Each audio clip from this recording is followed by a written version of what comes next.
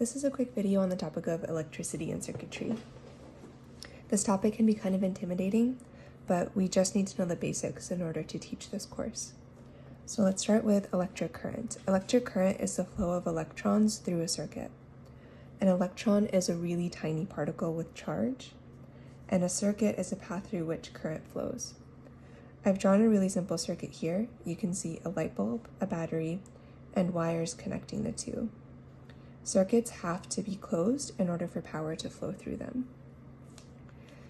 It's often taught that current flows from the positive end of the battery terminal through the circuit to the negative, but that's just a holdover from a time before we understood electrons. So when we teach it in class, we're going to say that electrons are flowing through the circuit in this direction, from the negative end of the battery terminal to the positive end.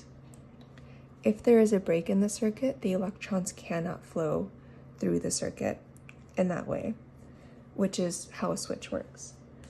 So a switch can be drawn like this. If we create a break in the circuit and then draw a line here, I'm going to also erase this part.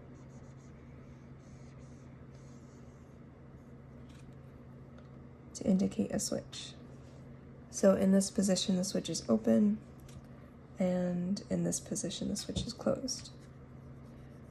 When a switch is open, there is a physical break in the circuit, and so electric current does not flow. So that's the basics of how a current works. You can explain it in exactly that way in class. A few other concepts that might be important are conductors, which are materials that electricity can flow through. So examples of this are certain metals like copper, which we'll use in the unit in the form of copper tape. The kind of opposite of a conductor is an insulator. We use insulating tape in the unit to wrap around parts of circuits that we don't want to be exposed to the environment. A really important concept is a short circuit, which is a safety hazard. A short circuit occurs when there is a path for electricity to flow through that doesn't use up any of the power.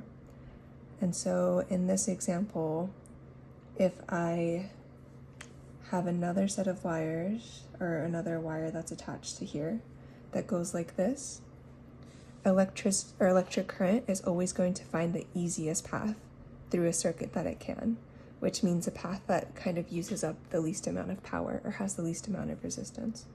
And so the electrons here are going to flow through this path instead of through the light bulb. And because there's nothing to use up power in this path, the circuit is called a short circuit, and it's going to start overheating. And it's going to drain the battery very quickly. So short circuits cause overheating, which is a fire hazard as well as just a skin hazard as students are working with these materials. So be on the lookout for short circuits. Let students know what they are and how to avoid creating them.